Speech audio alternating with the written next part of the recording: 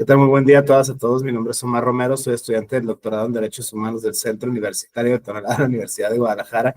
Y el día de hoy tengo el gusto de dialogar con el doctor Jesús Francisco Ramírez. Doctor, ¿cómo está? Buenas tardes. Hola, Omar. Bien, gracias. ¿Tú? Bien, muy bien. Muchísimas gracias por el espacio. O sea, dicho sea de paso, pues el doctor es compañero de generación, bueno, no de generación, sino de materias varias en el doctorado en Derechos Humanos. Hemos incluso ya compartido algún diálogo en este mismo canal y tal.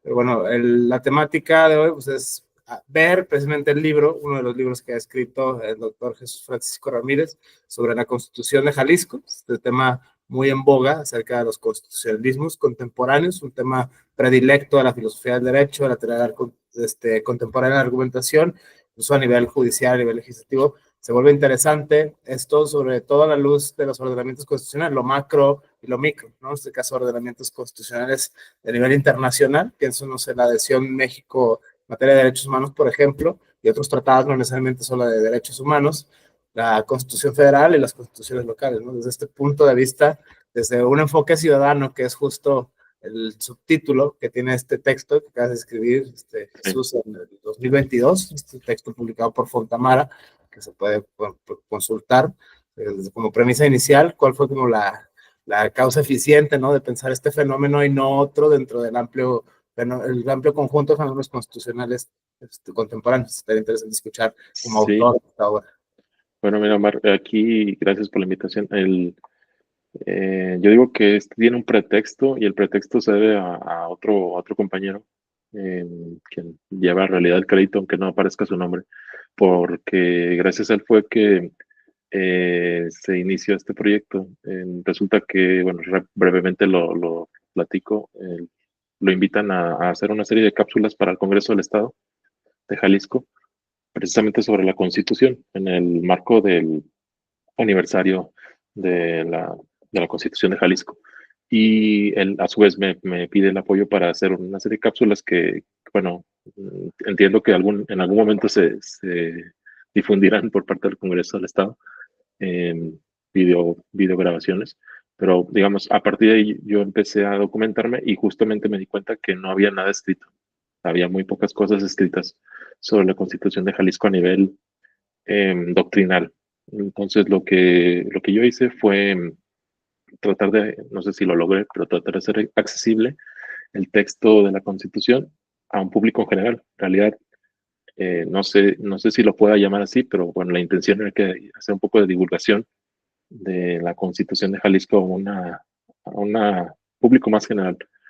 Y el subtítulo, como bien lo destacas, es mi enfoque ciudadano, porque precisamente en el libro pueden encontrar el interés de que no solo se lea en clave normativa, ¿no?, sino más bien con la motivación de actuar conjuntamente sociedad y gobierno para que las cosas caminen. Entonces, ese es como el pretexto del libro.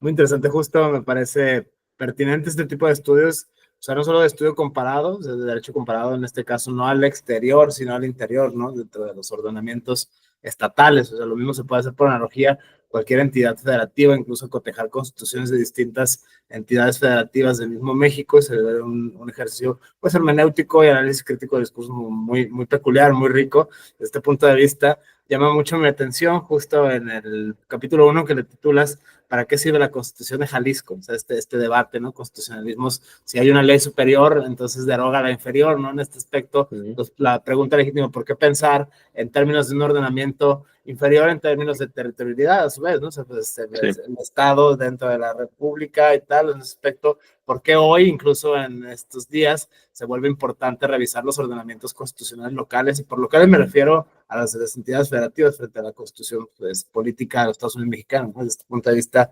sería interesante escuchar esta premisa. Claro, bueno, ahí creo que para todas las personas que escuchan esto es que parto de la premisa que México, los Estados Unidos mexicanos, es una federación, y eso significa que los estados, las entidades federativas, deciden unirse a la federación para generar un marco amplio, aplicable a todo el territorio de todo el país, pero sin renunciar a su autonomatividad. Es decir, las entidades federativas en realidad se reservan el mayor margen de competencias. Lo que sucede es que la federación enumera sus competencias y fuera de esas competencias, lo que queda, que parecería contradictorio, pero lo que no está enunciado en la Constitución es posible que sea regulado por los estados, incluso superando los derechos que establece la Constitución Nacional. Pero tendemos a pensar, incluidos los abogados, que es al revés, ¿no? Que es, bueno, si ya tenemos una Constitución federal, ¿para qué queremos una local? Si ya está todo normado, pues resulta que eso no es así. La Constitución federal, yo lo ejemplifico así, es el piso, es lo mínimo que se debe respetar en los estados, pero no hay ninguna prohibición para que los estados eleven esas características, sus derechos al infinito. En realidad no hay un tope mientras se respete pues el marco constitucional federal. Y ahí es donde se vuelve relevante, me parece, porque entonces resulta que esta visión micro-macro en realidad se distorsiona, ¿no? No es el Estado el que se encarga de lo menos, sino de lo más. Lo que sucede es que a veces los estados renuncian a esa facultad o a esas competencias, pues por practicidad o por cuestiones más de orden político. Pero en términos ciudadanos o de derechos, podría, y de hecho se supone es lo que se aspira, que las entidades federativas tuvieran una protección mayor en los derechos de las personas. Hago esta pregunta precisamente por la misma hermenéutica al leerte o leer tu texto, este capítulo primero, donde empiezas precisamente los ordenamientos. Pienso por analogía, ¿no? O sea, el mismo problema que se plantea al exterior del ordenamiento nacional mexicano, sé que soy yo con el bloque de constitucionalidad y el bloque de convencionalidad en materia de la ONU, ¿no? La Corte Interamericana, etcétera. Si lo mismo por analogía pudiese pensarse las entidades federativas con respecto a la Constitución, ¿no? Desde este punto de vista, incluso todavía ponerse más exhaustivo los cabildos municipales o la subdivisión interna de la misma, o sea, es justo pensándolo en términos de materia administrativa, ¿no? En términos de la división de funciones en tanto que las instituciones, porque bueno, justo es uno de los temas como más, digamos, polémicos del presente a la luz de los recientes sucesos, ¿no? De las reformas y tal, que se han venido suscitando en nuestro país en materia administrativa y en materia constitucional. Desde ese punto de vista es interesante. Otra que me llama también la atención, una cuestión como cuasi ontológica en términos de competencia, quiénes son jaliscienses y quiénes no son jaliscienses, ¿no? Sí. Estos debates que parecen previos a la, ¿cómo le llaman? La globalización y tal, o sea, la no espacialización de las fronteras, por ejemplo, ¿no? En ese aspecto, si es un criterio eminentemente geográfico, si es un criterio, no sé, meramente nominal, si es un registro, no sé, un requisito procesal, desde ese punto de vista, esta sustención ontológica es interesante desde este enfoque. Sí, y bueno, ahí yo apuntaría dos cosas. Primero, tradicionalmente se ha estudiado los espacios de gobierno como niveles de gobierno. Se habla del nivel municipal, estatal, federal. Sin embargo, eso complica la comprensión en mi forma de ver porque en realidad son ámbitos de gobierno, no son niveles. Es decir, no está uno jerárquicamente supeditado al otro. Son espacios distintos. Lo que sucede es que hay que respetar las competencias que están ya distribuidas, pero no significa que el municipio dependa del Estado o que el Estado dependa de la federación. En términos políticos, eso ha sucedido muy claramente en términos presupuestarios, ¿no? Hacendarios. Hay un reparto del presupuesto que sí, digamos, desciende, ¿no? De la federación hacia el Estado y a su vez a los municipios. Pero en términos de, como dices tú, como lo planteas en la administración pública, no existe esta jerarquía. Es decir, cada uno tiene su propio ámbito. Lo que hay que hacer es respetar las competencias. Incluso es importante ver, por ejemplo, que hay competencias concurrentes, las cuales muchas veces resulta que es competencia de todos y es competencia de nadie al mismo tiempo, ¿no? Porque nadie se quiere hacer cargo. Digo, pongamos ejemplos como la educación, la salud, la seguridad, son competencias concurrentes de todos los ámbitos de gobierno, lo cual significa que estas áreas deben de ser pues mucho más vigiladas, mucho más cumplidas sus funciones de manera coordinada, ¿no? Eso es a lo que se aspira. Y sobre la segunda parte que preguntabas, estoy de acuerdo contigo que el criterio geográfico espacial ha sido el que ha marcado sobre todo la, el tener o no tener ciertos derechos, ¿no? Se habla, por ejemplo, de la ciudadanía, ¿no? La ciudadanía sigue siendo, si lo vemos de manera muy muy fría y muy burda tal vez, es regresar al feudalismo, ¿no? O sea, es el señor feudal y sus siervos, los que tienen los derechos son los que están bajo ese dominio territorialmente. Y se cuestiona, por ejemplo, esto, ¿no? O sea, ¿por qué un extranjero que tiene toda la vida viviendo en un país, sobre todo se plantea en los países europeos, ¿no? No puede, por ejemplo, votar por su municipio si ahí vive, si le afectan las decisiones de esa persona, pues porque no tiene la nacionalidad y entonces no tiene la ciudadanía por consecuencia. Y Jalisco hace eso también. Jalisco tiene un criterio, comparte el criterio derecho del jus sanguinis y jus soli, ¿no? Es decir, si tú eres originario porque naciste en el territorio jalisciense, vas a seguir siendo jalisciense, tanto no renuncies a la nacionalidad mexicana, no importa en dónde vivas. Pero por el contrario, si tú eres mexicano y no naciste en Jalisco, pero te avecindas, vives en Jalisco, puedes, renunciando a tu anterior vecindad, ser jalisciense y ejercer los derechos de jalisciense como cualquier otro. Lo que no pasa con los extranjeros, ¿no? Lo que decía antes. Un extranjero de ninguna forma, bueno, solo que se naturalice mexicano y viva en Jalisco, podría ser jalisciense en términos legales. Y con ello vienen, pues, derechos y obligaciones, ¿no? Que es la parte que tal vez repercute de manera más pragmática, ¿no? Que, bueno, a algunos se puede sentir jalisciense por su afinidad con la tierra, con las tradiciones, y no serlo, ¿no? Pero legalmente para poder ejercer los derechos serían estas las posibilidades que tendría.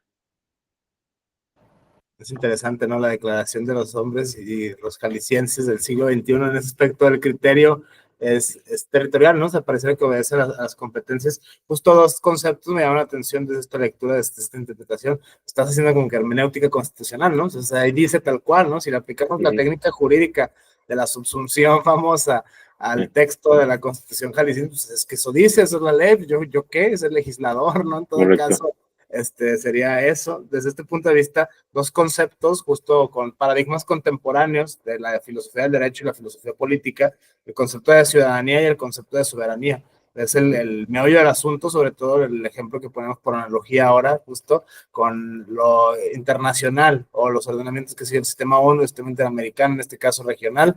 Desde este punto de vista, la soberanía pareciera que obedece estos criterios, ¿no? De territorialidad. O sea, en ese aspecto me llama la atención y el otro, la participación ciudadana en tanto que formar o no parte de las decisiones. El ejemplo que ponen me parece muy claro.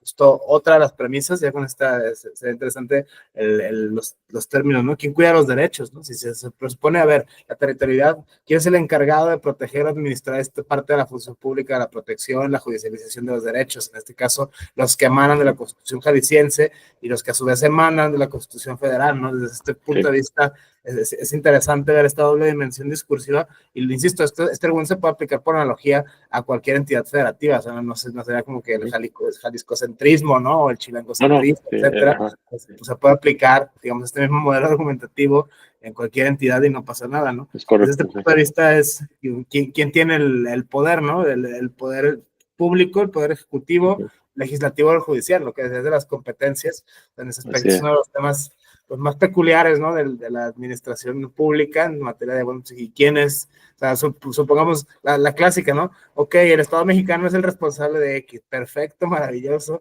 ¿y quién es el Estado mexicano? En ese sentido, esa es la pregunta Sí, importante, ¿no? bueno, ahí haría la explicación en dos momentos. Primero, sí, la idea del texto es hacer accesible otra vez esta cercanía a la ciudadanía bueno, ya sé que tengo estos derechos, ahora a quién se los exijo, ¿no? Y por eso es que incluye este capítulo.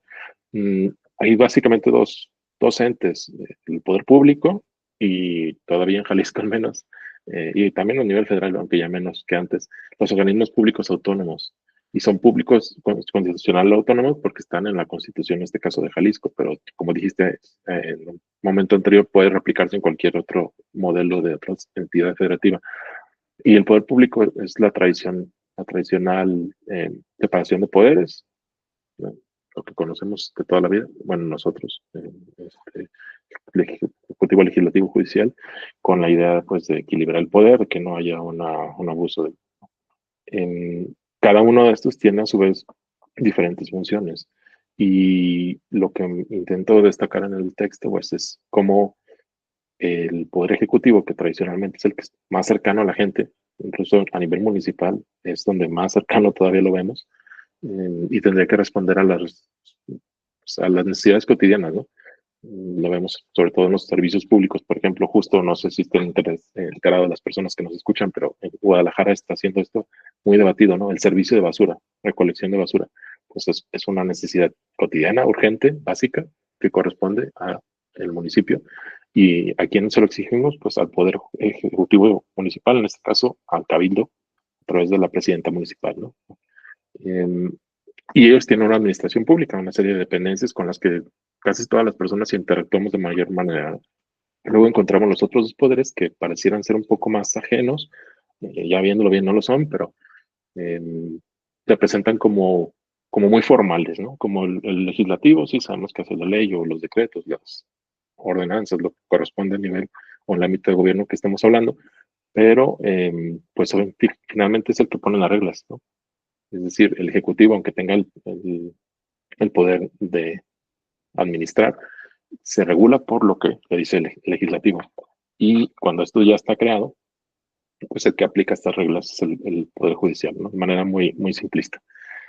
En el otro aspecto, pues están los organismos públicos autónomos que surgen como la necesidad de ir haciendo mayor fuerza para que la ciudadanía precisamente tenga injerencia en las decisiones públicas y que parte de, bueno, es tal vez una decisión que muchos no podrán estar de acuerdo, pero si lo vemos en la línea del tiempo, en México esto responde a la necesidad de democratizar el gobierno.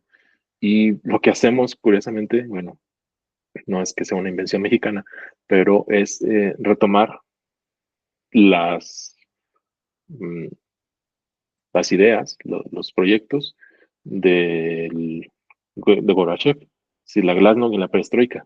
Hay que transparentar y hay que rendir cuentas, ¿no? Porque eso hace que nuestro sistema sea menos, al menos así se creía, ¿no? Menos totalitario y que haya mayor participación de las personas. Obviamente, bueno, guardando sus diferencias, en México ha ido avanzando, sí, y estos sistemas tanto ayudaron que implicaron, pues, en los últimos 25 años, 24 años, que hubiera tres cambios de gobierno a nivel federal, ¿no? Tres partidos diferentes, lo cual los 70 años previos era impensable. Y esto genera entonces, pues, que la ciudadanía, las personas, los ciudadanos, voy a utilizar un término muy anglófono, pero se empoderen, ¿no? Entonces puedas realmente exigir tu participación sea más eficaz. Y si damos un repaso muy general de los organismos públicos autónomos que existen en México, y hablo específicamente de Jalisco en este momento, pues hacen eso, transparencia, rendición de cuentas, protección de derechos humanos, que va de la mano con la democracia, y, y básicamente es eso, ¿no? Entonces, esas entidades son las que nos van a ayudar nuevamente, como lo dije al principio, que la relación Estado-ciudadanía pues sea más, mm, tienda más a la armonía, ¿no? Esa es la idea de la Constitución de Jalisco, al final de cuentas. Justo esta premisa, doctor Jesús, desde tu punto de vista, es interesante desde la administración pública y pienso esto no solo desde el mecanismo de la filosofía del derecho, o sea, prácticamente cómo se dividen los poderes y cómo se organiza tal, como incluso en el plan de gobierno, ¿no? Cómo vienen las funciones distribuidas, qué apenas le va a tocar qué cosa y hasta qué punto y tal. O sea, esos son problemas, digamos, procesales institucionales muy interesantes desde otra óptica.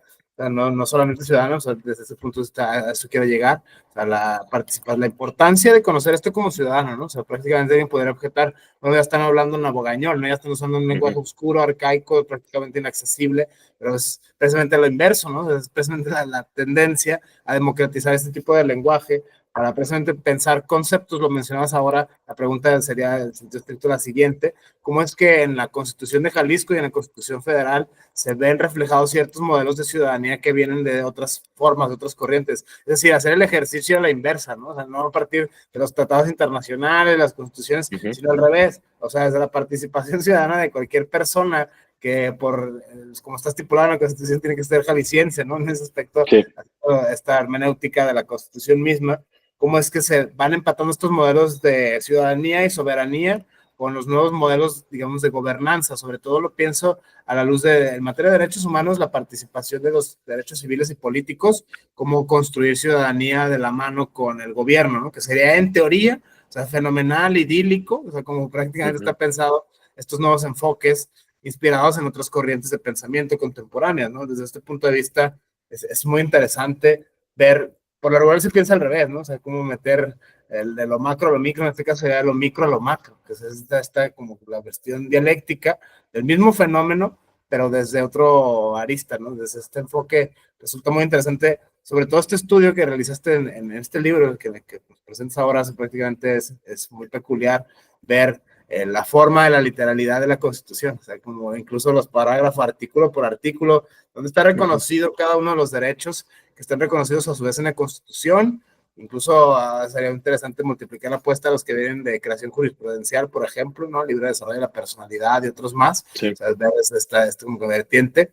Y estos que están plasmados, reconocidos en tratados internacionales, que sea el sistema ONU o el sistema interamericano, cómo armar esta dialéctica, sobre todo pensándolo en una exigibilidad fáctica de los derechos, ¿no? Muchas veces, sí, o sea, les fenómenos de constitucionalismo, les fenómenos de justicia social, cultura de paz, sales a la calle, prácticamente lo que acabas de leer, ese universo discursivo se desmorona, ¿no? O sea, ver las realidades es algo triste, o sea, es algo fáctico, estas versiones como que extrajurídicas del discurso jurídico. Ok, si está flamante la Constitución jalisciense, la Constitución federal, los tratados internacionales, ¿por qué entonces estoy viendo estos fenómenos que están sucediendo, no? O sea, en ese sentido parece que la realidad supera eminentemente a los estudios prominentemente legalistas. O sea, es una realidad que hay que decir en todas sus letras. Esto lo revela que soy la antropología, esto lo revela la sociología jurídica, ¿no? Desde este punto de vista, estas dimensiones, vuelvo a lo mismo, ¿no? El concepto de ciudadanía, soberanía y gobernanza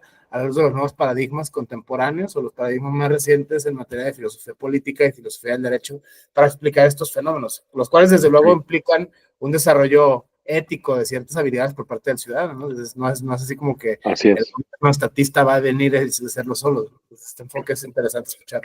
Sí, bueno, diría antes, si me permites, alguna situación que no sé si saldría después, pero lo aprovecho la pregunta porque creo que tiene relación. La Constitución de Jalisco, si algo tiene de peculiar, y tengo, si les interesa, un artículo al respecto que se llama El peculiar reconocimiento de la Constitución jalisciense y campechana de los derechos humanos. Justo hago algo como lo que mencionabas al principio, de una comparativa con las otras constituciones de los estados de la República, para señalar que tanto Campeche como Jalisco son los únicos estados en la República Mexicana, al menos, que exceden los derechos humanos que están contenidos en la Constitución Federal. Es decir, la Constitución Federal, rápidamente, y espero no ser muy legalista, señala que las personas que vivan en esos estados tienen o están protegidos por los derechos humanos que contiene la Constitución y los tratados internacionales de los que México sea parte. Jalisco y Campeche agregan a estos los tratados internacionales que México haya firmado. ¿Cuál es la diferencia? Que el ser Estado parte significa que se firme el tratado y que lo apruebe el Senado. En Jalisco y en Campeche no es necesario que lo apruebe el Senado. Basta con la firma para que estos se integren a la Constitución y por lo tanto a la esfera de derechos de las personas que habitan en esos estados, ¿no? Eso sería como la parte, digamos, especial o particular de estas dos entidades. Por lo que vea la otra pregunta que me hacías, bueno, la Constitución de Jalisco hace un aporte en cuanto a la participación ciudadana porque describe diferentes métodos que las personas podemos usar justamente para participar, ¿no? Y entonces habla del plebiscito, de la consulta ciudadana o consulta popular, de una serie de métodos, ¿no? que podemos ejercer como jaliscienses y algunos incluso no necesitamos ser jaliscienses, ¿no? ¿Para qué? Bueno, pues para que los problemas que se aterrizan en el espacio geográfico en el que habitemos sean solucionados o sean al menos debatidos de manera conjunta, tanto por el poder público como por las personas a las que van a ser eh, afectadas por esa decisión. Entonces, eso es destacable porque no existía antes, ¿no? Es un aporte que Jalisco da. No es el único estado, pero hay estados que no lo tienen. Entonces, lo que sucede es que, a ver, desgraciadamente a veces no lo conocemos, lo que mencionabas antes, ¿no? La realidad no empata con la norma, tanto porque, y estoy de acuerdo contigo, porque a veces, muchas veces excede la realidad al criterio normativo, como por el otro aspecto que acabo de decir, porque las personas desgraciadamente no conocemos el alcance de las normas y por lo tanto no ejercemos en su plenitud. Y sería interesante que al menos pudiéramos tener pues diagnosticado cuál es la realidad y para que podríamos participar en estas decisiones, ¿no?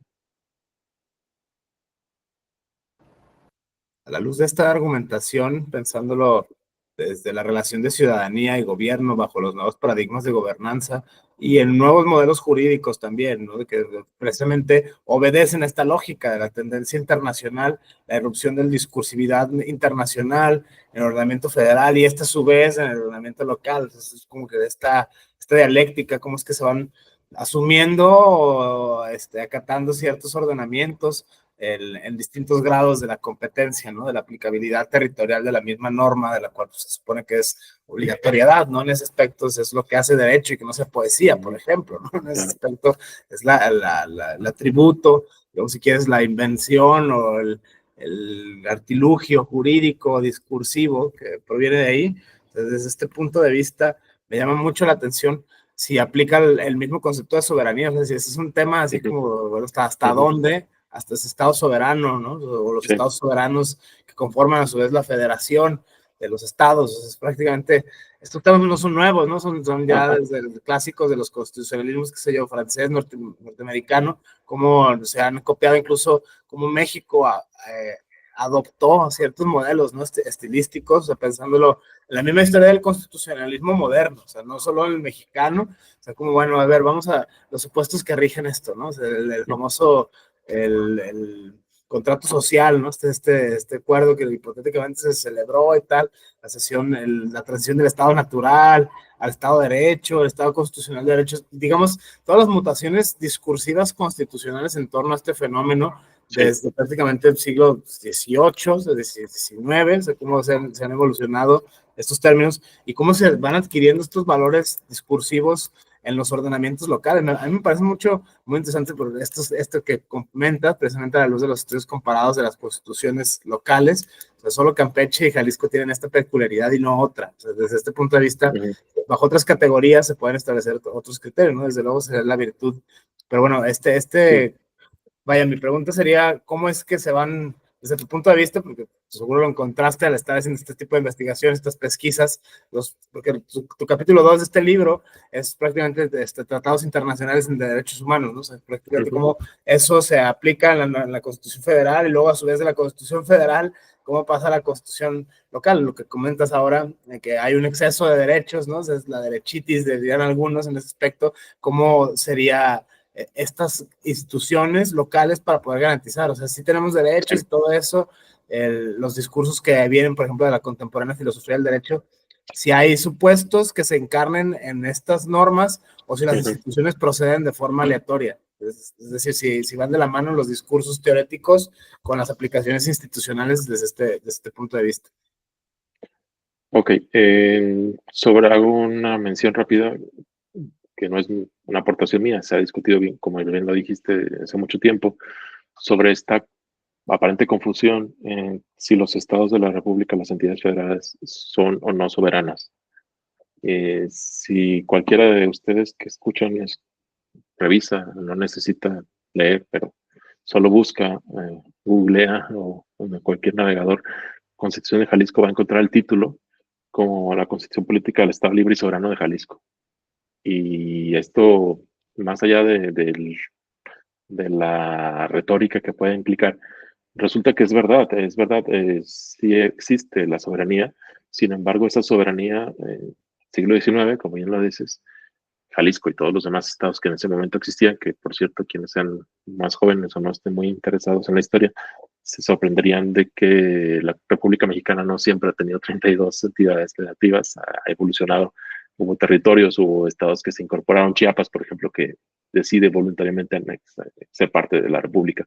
Bueno, el caso es, esa soberanía no se perdió, sino que soberanamente los estados, y ahorita voy a poner un ejemplo para que se entienda más claramente, deciden formar una federación, como bien lo dice Omar, al modelo estadounidense, porque en su tiempo, pues lo sabemos, la historia de México ha sido de cambios políticos y ha implicado rupturas constitucionales, incluso cambios de tipos de gobierno. Entonces, nacimos siendo monarquía, en ese sentido no hicimos ninguna novedad al ser independientes, pero con el tiempo adoptamos pues la decisión de formar una república y esa república fue federal. Y Jalisco es de los estados que más abogó porque fuera federación, justamente. Entonces, no deberían los jaliscienses sorprenderse de que seamos una federación, porque nosotros mismos fuimos de los promotores de ese tipo de gobierno, ¿no? Por lo tanto, para hacerlo breve, hay personas que hablan que en realidad los estados tienen autonomía y no soberanía. Yo no estaría muy de acuerdo en eso. Creo que sí es una soberanía a la cual voluntariamente decidió formar una federación.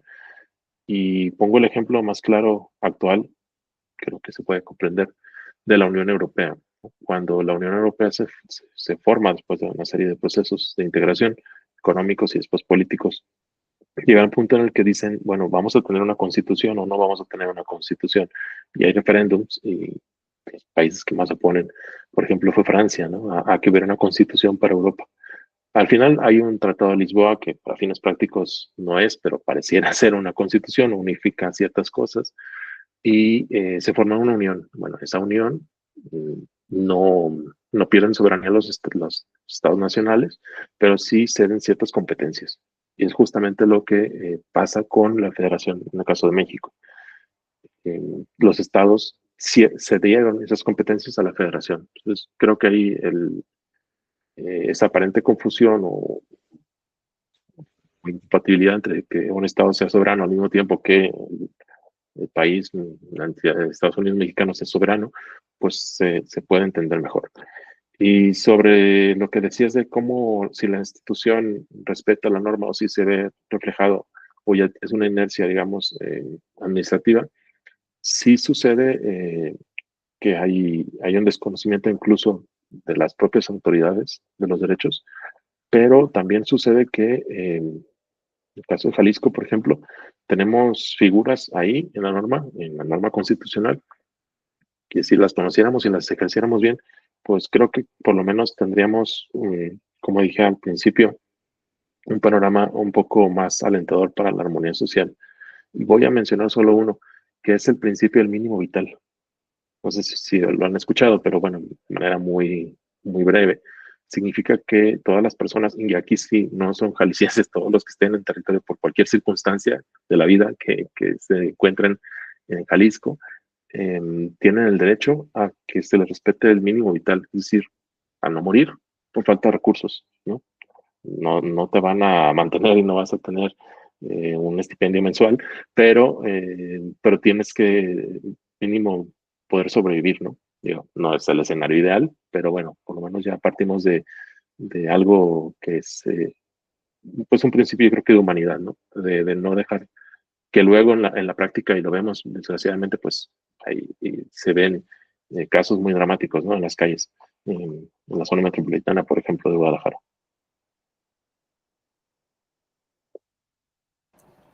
Una manera de introducción a estos temas, pensando sobre todo en el público quizás no especializado, pero interesado en este tema sobre la labor, digamos, de difusión en sentido estricto per se.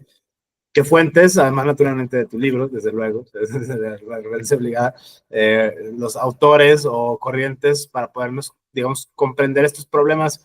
Porque a veces sí son pues fenómenos jurídicos, ahorita esta carga del derecho administrativo, esta carga del derecho constitucional, que sí exige cierta carga lingüística con cierta preparación. O sea, en ese aspecto sí implica familiarizarse con ciertos autores, con ciertas palabras, con cierta jerga, cierto argot, pese a que sí, bueno, sí se intenta, esta premisa ya ha salido justo con varios investigadores, o sea, sí, la difusión y todo aquello, pero tampoco puedes deformar el lenguaje a punto de que se vulgarice o se pierda la idea, ¿no? También es uno de los excesos discursivos, que vaya, hay cosas que no se pueden explicar con peras y manzanas, lo siento, es el tema muchas veces, pero por eso hay que recurrir, en este caso, no sé, a la dogmática o a ciertos autores. ¿Cuáles fueron a los que tuviste que recurrir, digamos, para elaborar en tanto que escritor? Porque es como que muy interesante esta doble dimensión de a qué punto empiezas a escribir, ¿no? Cuando ya leíste demasiado, en ese aspecto es muy, muy peculiar, sobre todo esta dinámica pensando en como autor, o sea, como no solo como lector, sino ahora como autor de este libro, de esta obra, que los pones, Sí. bueno, los pones ahora en el espacio público de discusión, estas series de premisas que emanan pues de ti, ¿no? Como investigador, como autor, de tu fruto de tu trabajo. Ok, sí, bueno, primero creo que tiene razón, es un reto, no sé si de la academia o de la comunidad científica en general, em, ser accesible el conocimiento, ¿no? A mayor público y sí, sin perder el rigor científico, pero hacer que finalmente baje el conocimiento, ¿no? Que sea útil, creo que esa es la intención de muchos. Em, bueno, pues yo recomendaría de manera es muy pueril, pero creo que sirve, de acercarse justamente a los organismos públicos autónomos, porque son ellos los que generan material de acceso sencillo, sobre todo para conocer los derechos. No sé si lo viste, Omar, pero si no, lo menciono rápido, sin ninguna forma más que reafirmar esto que dices. Y yo pienso, y lo pongo en el libro, que lo primero es conocer los derechos, ¿no? Saber que existen. Si ya desgraciadamente eso no se puede ejercer por vicios u otras cosas, habrá que resolverlo. Pero si yo no tengo ese conocimiento previo, difícilmente voy a poder hacer algo más, porque entonces voy a estar suponiendo o de plano en la oscuridad en términos de cuáles son las instituciones que me protegen. Partiría de entonces, bueno, acercarse sobre todo en el caso de Jalisco, a la Comisión Estatal de Derechos Humanos de Jalisco tiene material muy amplio de difusión de derechos, igual para defender los derechos. Y el otro sería, en Jalisco se llama el ITEI, es el Instituto de Transparencia Local, ¿no? El equivalente al INAI. Esas serían las recomendaciones de manera muy general. Ya si les gusta adentrarse en algo más técnico, que no necesariamente es para abogados, pero bueno, pueden encontrar otro vocabulario un poco más denso. Yo recomendaría, hay un libro especialmente que me parece muy revelador, que es de un autor italiano que se llama Stefano Rodotà, El derecho a tener derechos. Es muy interesante. Bueno, lo publica Editorial Trota, es relativamente fácil de conseguir y creo que ese nos puede ayudar mucho como para justamente entrar a esta dimensión de conocer los derechos. Ya sobre Jalisco específicamente, ha escrito José Barragán Barragán, es un autor jalisciense que ha sido académico de la Universidad de Valencia. Eh, Tiene un artículo muy claro sobre la nueva constitución de Jalisco, que es la última que tenemos. De hecho, Jalisco tiene actualmente abierto un proceso de Congreso Constituyente, es decir, se pensaba en este sexenio que terminó a elaborar una nueva constitución. Se formó el Congreso Constituyente, pero no se llegó a redactar. No sabemos qué va a pasar. Yo creo que aparentemente, al menos hasta donde yo tengo entendido, eso ya no va a seguir, no sé, la propuesta, pero está en esta lógica de adecuar, ¿no?, las constituciones a las nuevas realidades. Eso sería lo que... Bueno, y hay otro texto ya creo que se está haciendo tradicional de Cruz Parcero, del doctor Cruz Parcero, sobre el lenguaje de los derechos, ¿no? También creo que ese es otro texto que sí lleva una carga un poco más técnica, pero que nos puede acercar a este tema. Genial, gracias. Para pensar, sobre todo, sin violencia epistémica, a las comunidades que les interesa este fenómeno, ¿no? Sobre todo por la brecha, digamos, del lenguaje especializado, precisamente la cita de Cruz Parcero, el doctor Cruz Parcero, de este tema de citar con lenguaje, ¿no? La ambigüedad que misma usuarios de distinta índole, de distinta raigambre, pueden llegar a tener de este mismo lenguaje. Muchas veces hay que saber, pero no se sabe, ¿no? Entonces, es la premisa, digamos, implícita que hay, tratar de unificar el lenguaje a la luz de las herramientas que vienen de la filosofía analítica y la filosofía de argumentación contemporánea. Desde este enfoque me llama mucho la atención, Francisco, ¿por qué el enfoque ciudadano y no un enfoque constitucional? O sea, ¿por qué un enfoque ciudadano y no un enfoque epistémico o desde análisis crítico? O sea, ¿por qué digamos, ahora me saltó lo más del texto? O sea, está esta necesidad de llevar a cualquier ciudadano, en cualquiera que sean sus condiciones sociales, ambientales, psicológicas, etcétera, llevar este saber, ¿no? En este afán, no dejo de pensar en los nuevos modelos de ciudadanía, la participación ciudadana, lo mencionabas ahora, de todos estos procesos de difusión que hay por ciertas instituciones, ¿no? Conozca sus derechos, qué sé yo, la CNDH, la Suprema Corte y un largo etcétera, que no son las únicas, ¿no? En ese aspecto hay muchas muy especializadas en materias muy peculiares, desde este enfoque como la, digamos, moderna filosofía política se empieza a filtrar en los discursos constitucionales locales, ¿no? Es este doble, o sea, partiendo de esta alusión que hace ahora el doctor Juan Antonio Cruz Parcero, el tema, bueno, todo es lenguaje, ¿no? O sea, incluso el doctor Enrique Cáceres Nieto, ¿no? Todo el lenguaje del derecho, o sea, no dejan de ser enunciados, vaya, o sea, esto no es, o sea, desmitificar la primera premisa, no, es que es algo muy abstracto, no, compa, son solo enunciados, ¿no? O sea, son enunciados normativos, tú los puedes interpretar, es la famosa hermenéutica jurídica, la hermenéutica filosófica, etcétera. Hay técnicas, hay métodos, hay modos, ¿no? Los cuales puedes tú como ciudadano familiarizarte y desarrollar la habilidad, como que sé yo, a leer o escribir, ¿no? Leer, escribir en este caso con método, con técnica.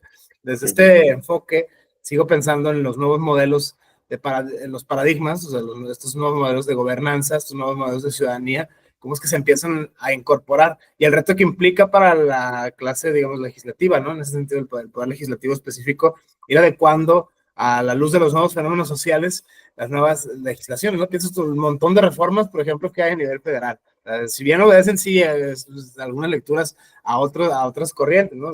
Políticas o cuestiones ideológicas incluso, pero no sé si será otro tema, desde luego, pero el fenómeno al que me refiero es prácticamente esta necesidad de ir legislando o intentar legislar a la par de los fenómenos emergentes, lo cual implica, por parte del legislativo, precisamente, adoptar en su discursividad paradigmas y modelos provenientes de corrientes filosóficas, científicas, nacionales o internacionales, en este caso. O sea, qué sé yo, ceñirse a criterios de la Corte, ceñirse a criterios de la ONU, de la Corte Interamericana, que a su vez obedecen a filosofías políticas o a su vez obedecen a conocimiento científico. Esta doble dimensión, digamos, sobre todo a la ciencia jurídica, de obedecer o no, cuál es pareciera que la premisa aquí es interesante de la filosofía de la ciencia, cuál es el criterio de verificabilidad de la filosofía del derecho, si los contenidos proposicionales que emanan de la misma revisión teórica o práctica de la misma profesión, o si de conocimientos que son externos a esto. O sea, en este caso, no sé si me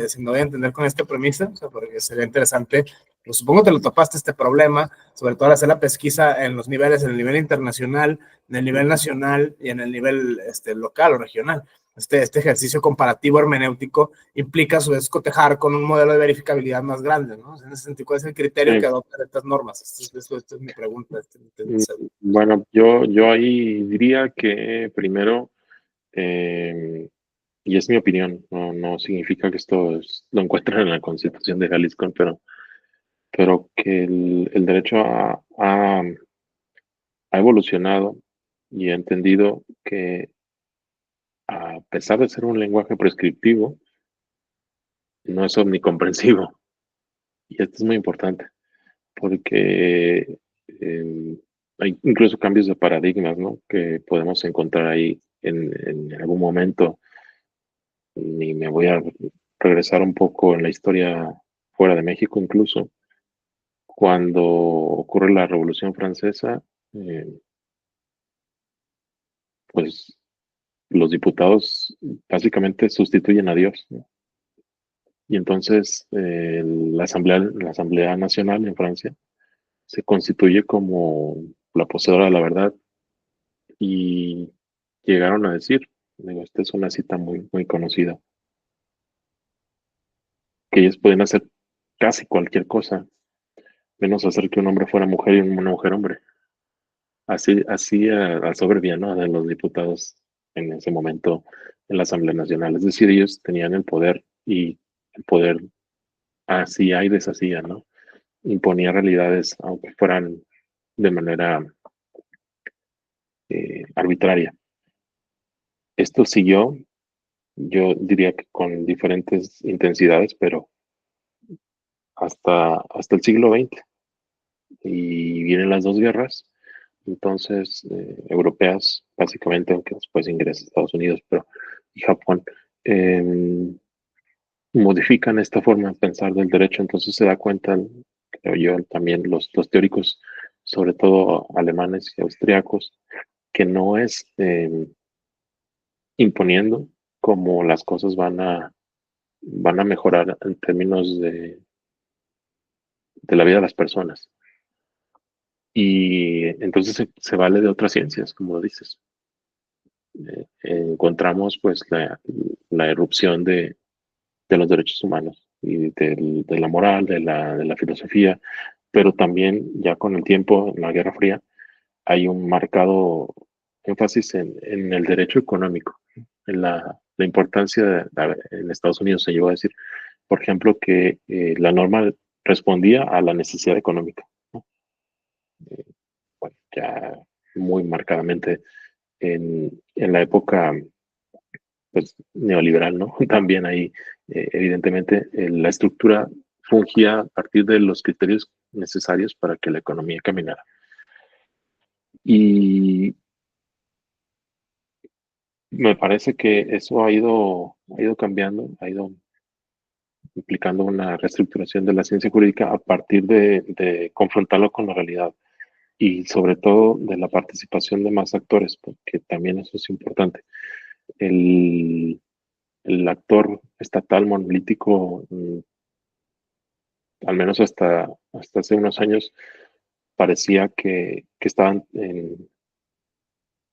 pues en vías de extinción, sin que esto signifique para nada que desaparezca el Estado, ¿no?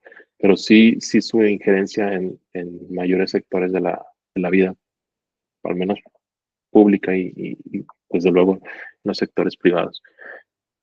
Y entonces empiezan a haber eh, participación de más actores, de mayores sectores, lo cual significa que la norma entonces no puede entenderse simplemente como una regla. Y aquí voy a llegar al punto tal vez que espero haber entendido la pregunta.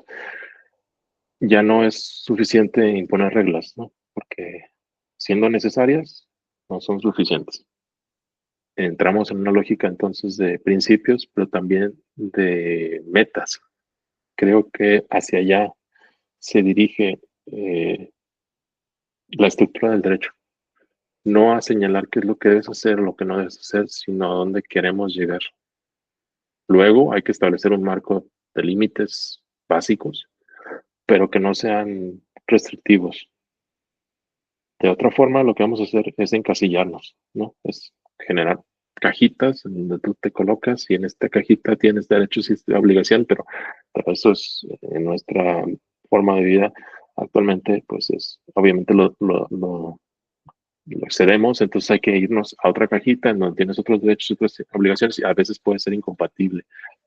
Eh, Creo que vamos a un proceso, no pronto, pero tal vez a finales del siglo XXI, no sé si nos toque, de desregularización o de desregulación, más bien, de la vida privada y pública, pero hacia establecer ciertas metas comunes o generales, ¿no?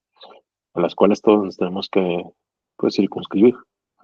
Y ahí creo que va a cambiar incluso esta tradición, no sé si tú lo tengas presente, pero de la codificación, ¿no? El códex, famoso, pues es el libro, el código, el que está, diríamos ahora empastado, ¿no? Pegado, las hojas, ese es un código y pues tenía la intención de contener todo, ¿no? Ahí estaba todo. De hecho, se dice, por ejemplo, que le preguntan a Napoleón en su momento cuál era su mayor logro, y entonces él dice, bueno, el interlocutor esperaba que le dijera, no sé, una batalla, ¿no? Magenta, Solferino, y él dijo, no, el Código Civil Napoleónico, ese es mi mayor logro, porque justamente logró impactar a, pues básicamente todo el mundo conocido en ese momento con, con la colonia, si lo vemos en México, con sus modificaciones estuvo vigente el Código Civil Napoleónico, después el Código Civil Federal, y es a imagen del cual se establecen en el sistema de derecho escrito, muchas reglas de derecho civil. Entonces, creo que esos procesos grandilocuentes y codificadores van en retroceso. Mm, no sé cuándo lo veamos, no sé, no podría ya hacer una precisión prospectiva, pero me parece que vamos hacia allá, ¿no? A hacer eh, objetivos generales que tengan digamos, un marco normativo, pero que no te impliquen un hacer o no un hacer específico. Muy interesante esta reflexión. Finalmente Jesús, aprovechando ahora que es como escritor y lector, ¿no? En esta doble dimensión discursiva, esta pregunta un poco, si quieres, más dialógica, con fines de divulgación ahora de habilidades de pensamiento.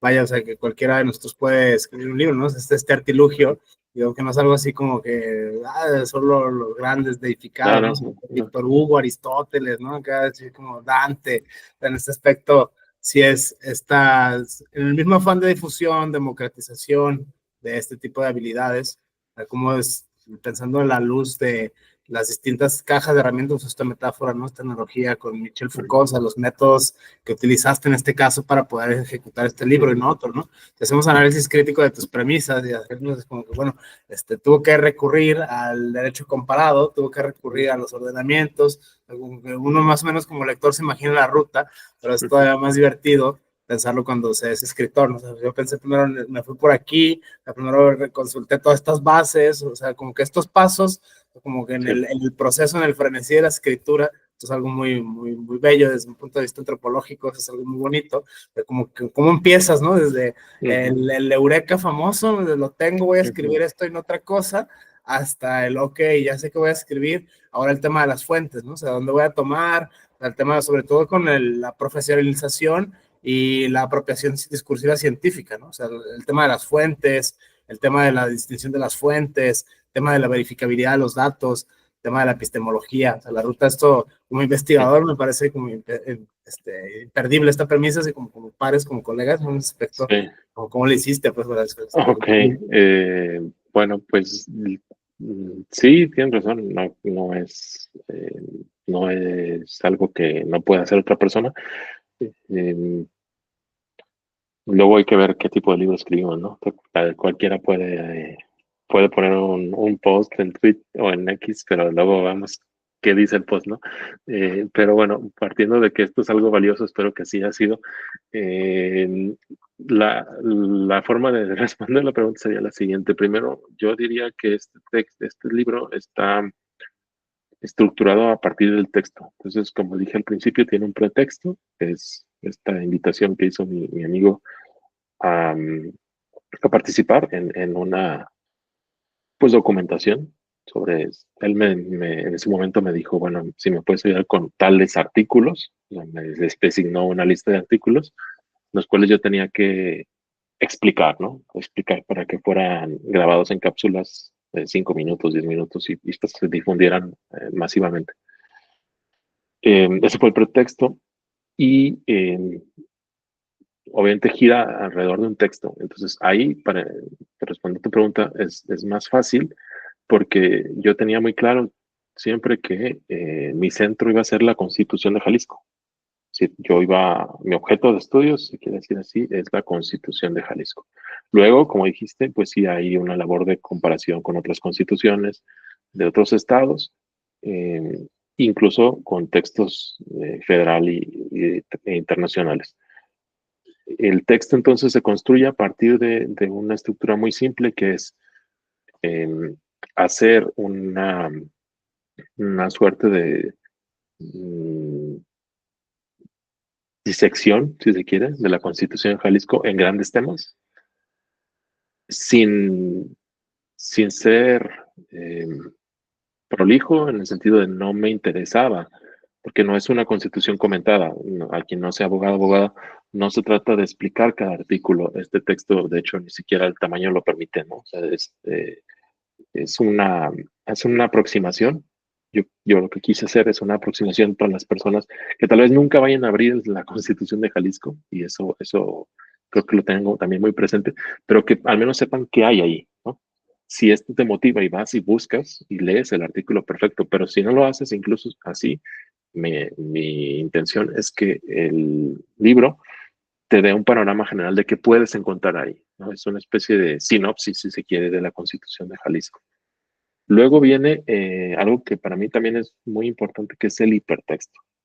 Es decir, no sé si lo logro, no sé si lo logré contigo, Omar, o con alguien más que nos vea y que pueda acceder a este libro, es que, en mi opinión, ojalá, esto no termina en la lectura del libro. Es decir, este solamente es el primer paso para la acción, ¿no? La idea, entonces, el enfoque ciudadano va de darte herramientas para que luego tú actúes. La persona que, el lector, la lectora, pueda involucrarse y hacer algo en su espacio, donde esté. Y ese sería el hipertexto. Esa es como la forma en la que diseñé la redacción. Y ya lo demás fue más sencillo, porque simplemente pues es una estructura lógica de respetar los diferentes ámbitos de gobierno y incluir dos. La primera parte como una apertura invitando a las personas a que se involucren en conocer sus derechos y en participar, y después señalando cuáles son sus derechos y obligaciones y finalmente ante quién se pueden exigir. Sí, esa fue como la ruta que yo seguí para escribir este libro. Muchísimas gracias, Francisco. Pienso bueno, por todos los artilugios de escritor, ¿no? Como investigador, como pares, como tienes el cursor parpadeando en blanco en tu cara, y de repente la gran obra, ¿no? Tienes que hacer la transmutación de esto y, bueno, el resultado es este libro que recién publicaste en 2002 por Fontamara, o sea, la lectura de Jalisco. O sea, en ese aspecto es, sobre todo el enfoque ciudadano, lo que te preguntaba al inicio, ¿por qué este enfoque ciudadano y no constitucional? Es muy, muy particular.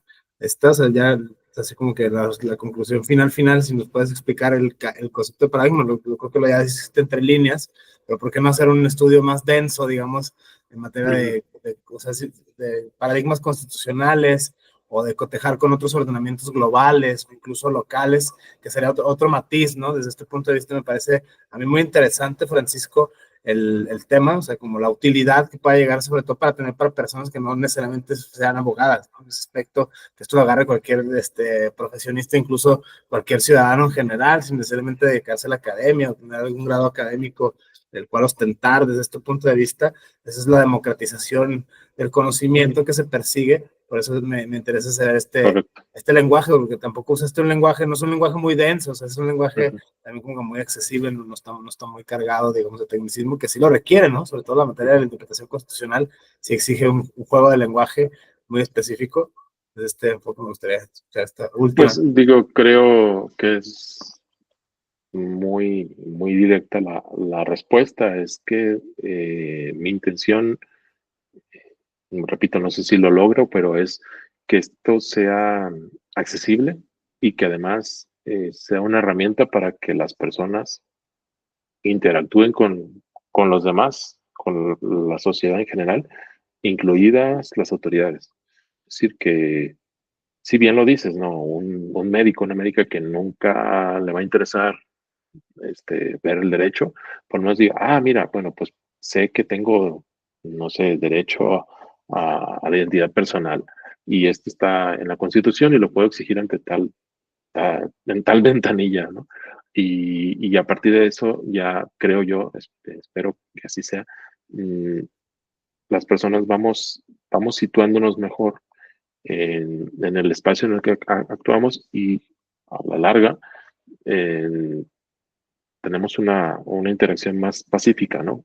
Finalmente, no digo que esta sea la solución, estar mintiendo y mucho menos, pero me parece que también hay un dejo de eh, desconocimiento, pero además eh, distanciamiento entre la esfera pública y la privada que hemos permitido y hemos a lo mejor hasta propiciado. Y me parece que ya es tiempo de que eso vaya cambiando, ¿no? Que hay que hacernos también responsables como personas. Digo, aquí cito a Karl Popper, ¿no? Pero que decía que en realidad una de las claves del progreso de la humanidad es que seamos responsables cada quien, ¿no? De nuestros actos y no tener miedo. Él hablaba del miedo, ¿no? Tal vez decía que el miedo nos hace, pues, ser irresponsables, ¿no? Miedo a tomar nuestras decisiones y decir, bueno, mi vida depende de mí. Obviamente vivimos en una sociedad de estructuras, pero no podemos ir esperando que las soluciones vengan de afuera, ¿no? Eso sería, y bueno, el estudio comparado y técnico, y ya habrá otro momento, me parece, ojalá, para hacerlo en otro texto. No era esta la intención, no era ese el propósito de este libro, y por eso es que lo ves así, ¿no? Ese es el producto que, como repito, ojalá pues que llegue a algunas personas que se vean interesadas y que al final no, tampoco es mi intención que esto se masifique y todos tengan no me interesa que todos tengan su libro físicamente, sino que pueda difundir estas ideas, ¿no? Que creo que es lo que hace los cambios finalmente, ¿no? Que la idea, que el mensaje se transmita y más personas pues, se valgan de él. Muchísimas gracias, Jesús, por este diálogo, por compartirnos, vaya, los contenidos proposicionales, las rutas y los artilugios de escritor que utilizaste para poder dar a luz, digamos, mayéuticamente hablando, a este texto, Cómo leer la Constitución de Jalisco, publicado en el 2022 por Fontamara, precisamente un enfoque ciudadano, que es esta exigibilidad en materia de derechos humanos para fomentar la democratización de los saberes sociojurídicos, llevarlos realmente a donde tienen que estar, ¿no? O sea, en la población en general, esto es bueno, no usted está en las altas cúpulas de la academia o solo en un círculo de especialistas, pues tiene que democratizarse de alguna otra manera, también la misma lógica del empoderamiento y la difusión de este tipo de conocimientos. Muchísimas gracias, Francisco, no me queda más que agradecerte el espacio, este diálogo, y pues estamos en Al contacto. contrario, Omar, muchas gracias a ti. Muchísimas gracias. Diálogo con el doctor Jesús Francisco Ramírez Bañuelos. Muchísimas gracias. Saludos a todas y todos.